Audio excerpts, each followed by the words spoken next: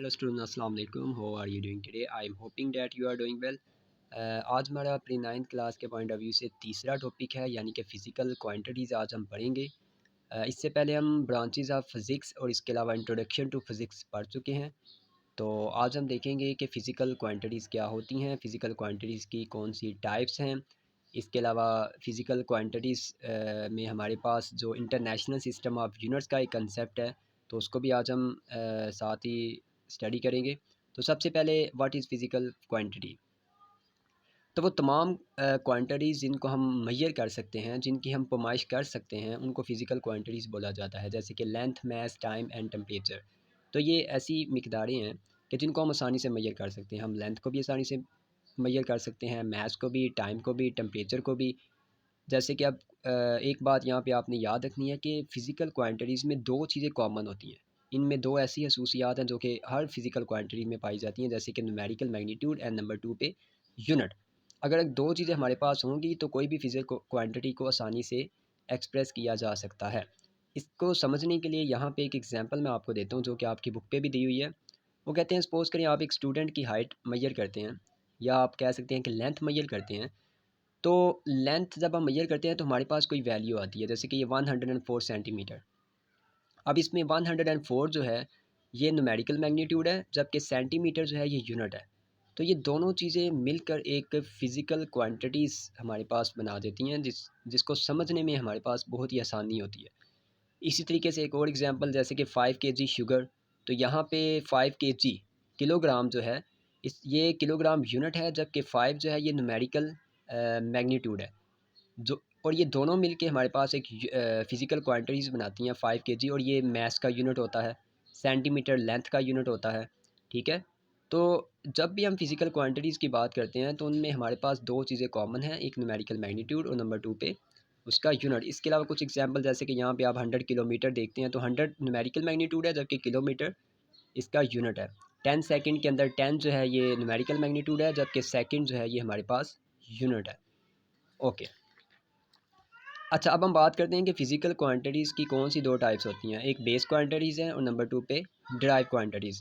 अगर हम base quantities की बात करते हैं तो base quantities are those quantities which are which form the foundations for other physical quantities. यानी कि ये ऐसी मिकदारें हैं, ये टोटल तादाद में 7 होती हैं, ये भी आपने याद रखना है। और ये ऐसी मिकदारें हैं, ऐसी फ़िज़िकल क्वांटिटीज़ हैं कि जिनकी बुनियाद पर बाकी सारी क्वांटिटीज़ को एक्सप्रेस किया जाता है, और ये फ़िज़िक्स की फाउंडेशन है। ठीक है? जैसे हम किसी भी बात करते हैं स्ट्रक्चर को बनाने की, कोई घर बनाया जाता है तो उसमें हम पहले फाउंडेशन जो है घर की बनाते हैं, ताकि उस घर को एक मजबूती मिल सके और उसके ऊपर जितना भी बड़ा हैवी स्ट्रक्चर हमने खड़ा करना है वो आसानी से हो सके।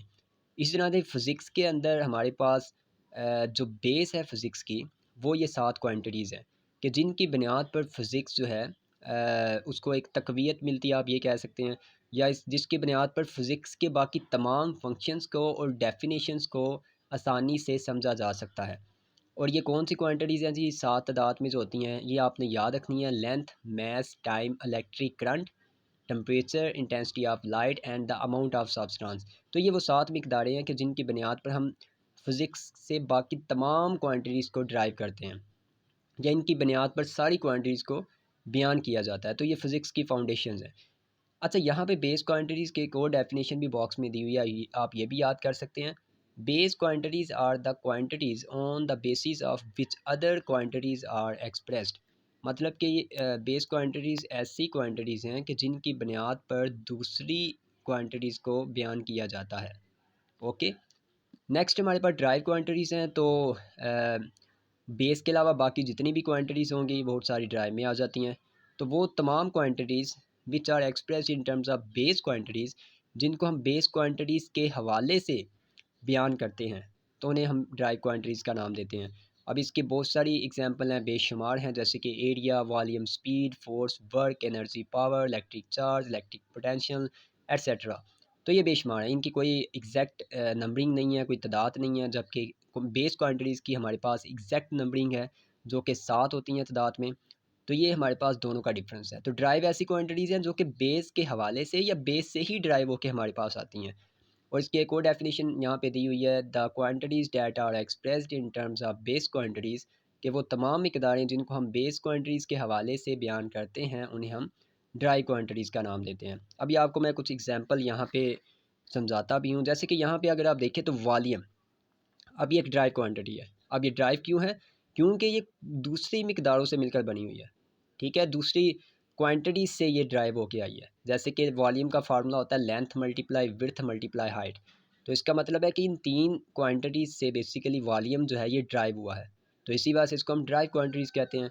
फोर्स दरअसल जो है जिसको हम एफ से इंडिकेट करते हैं, इसका फार्मूला होता है एम ए। अभी हम इसको एक मतलब कि आपको इसमें परेशान होने की ज़रूरत नहीं है कि ये क्या चीज़, इसमें फार्मूलाज क्या हैं, क्योंकि इसको हम अभी बाद में डिटेल में पढ़ेंगे अपने नेक्स्ट चैप्टर में। अभी आपको सिर्फ समझाने के लिए कि ड्राइव क्वांटिटीज़ इसको क्यों कहा जाता है। फोर्स दरअसल दो क्वांटिटीज़ से मिलकर बनती है, मतलब कि ये दो क्वांटिटीज़ से ड्राइव हुई है।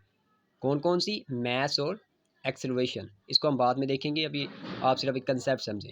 वर्क जो है ये एक ऐसी क्वांटिटी है, ये भी एक ड्राइव क्वांटिटी है जो कि फोर्स और डिस्प्लेसमेंट से ड्राइव होके आती है। ठीक है, तो ये हमारे पास जो है ड्राइव क्वांटिटीज़ का थोड़ा सा कंसेप्ट है। ओके, अब हम बात करते हैं इंटरनेशनल सिस्टम ऑफ यूनिट्स की। थोड़ा सा इसके बारे में आपको मैं बता दूं। अब जबकि सारी क्वांटिटीज़ का कंसेप्ट सामने आ गया और साइंटिस्ट ने देखा कि हमारे पास जितनी भी क्वांटिटीज़ हैं उनको समझने के लिए किसी ना किसी यूनिट की लाजमी तौर पर ज़रूरत है। ठीक है, तो एक स्टैंडर्ड जो है वो सेट किया गया कि हर क्वांटिटी के लिए, और उसको फिर यूनिट का नाम दिया गया। जैसे कि मैंने अभी आपको बात भी की थी कि स्टूडेंट की जब हमने हाइट मेजर की तो 104 सेंटीमीटर आई। तो वो जो सेंटीमीटर था वो यूनिट था, वो एक स्टैंडर्ड था। ठीक है, जिसकी बुनियाद पे हमें अंदाज़ा हुआ या जिससे हमें आइडिया क्लियर हुआ कि उसकी हाइट कितनी है। सिर्फ हम 104 से तो आइडिया क्लियर नहीं कर सकते, तो साथ यूनिट का होना बहुत ज़्यादा ज़रूरी है, स्टैंडर्ड का होना बहुत ज़्यादा ज़रूरी है। तो ये डेफिनेशन हमारे पास यूनिट की है। Once a standard is set for a quantity then it can be express in terms of that standard quantity and then this standard quantity is called a unit. तो जो भी हम स्टैंडर्ड सेट करते हैं अपनी quantity के लिए, उसको हम यूनिट का नाम देते हैं। नेक्स्ट हमारे पास अ, एक और बात भी यहाँ पे लिखी हुई है, वो ये है कि साइंटिस्ट ने जब ये ज़रूरत महसूस की कि इतनी क्वांटिटी को जो हमने सारी एक्सप्लेन की हैं फ़िज़िकल ड्राइव, इनके लिए सब के लिए एक अलग-अलग यूनिट भी होना चाहिए। तो फिर एक कॉन्फ्रेंस मुनक्कद की गई पेरिस के अंदर 1960 में। ठीक है, और ये कॉन्फ्रेंस मुनक्कद हुई थी वेट एंड मेजर्स के बारे में। ठीक है, सब साइंटिस्ट मिलकर बैठे और उन्होंने फिर पैमाइश के हवाले से एक ऐसा ग्लोबल सिस्टम पेश किया। ठीक है, जिसको हम इंटरनेशनल सिस्टम ऑफ यूनिट्स का नाम देते हैं, और जिसके लिए हम मतलब कि एब्रीविएशन भी यूज़ करते हैं, शॉर्ट फॉर्म यूज़ करते हैं SI, यानी कि सिस्टम इंटरनेशनल। तो ये एक सिस्टम पेश किया गया जिसके अंदर तमाम क्वांटिटीज़ को कोई ना कोई यूनिट दिया गया। तो ये एक बहुत ही अच्छा कदम था, और पूरी दुनिया के अंदर जितनी भी फ़िज़िकल क्वांटिटीज़ का कंसेप्ट था उसको समझने के लिए एक बहुत ही हमारे पास समझ लें कि आसान एक हल था, ताकि पूरी दुनिया में तमाम क्वांटिटीज़ को एक ही स्टैंडर्ड से समझा जा सके। क्योंकि ऐसा ना हो कि एक मुल्क के अंदर मैथ्स का यूनिट कुछ और है, दूसरे में मैथ्स का यूनिट कुछ और है। तो इसी चीज़ को उन्होंने मद्देनज़र रखते हुए एक स्टैंडर्ड जो है वो सेट किया, ताकि पूरी दुनिया में उसको आसानी से समझा भी जा सके और उससे कंक्रीट कंसेप्ट भी जो है वो निकाला जा सके। तो ये हमारे पास था इंटरनेशनल सिस्टम ऑफ यूनिट्स के बारे में थोड़ा सा कंसेप्ट। बाकी नेक्स्ट टाइम इंशाल्लाह हम बेस यूनिट्स और ड्राइव यूनिट्स के बारे में पढ़ेंगे। Till then thank you and have a nice day.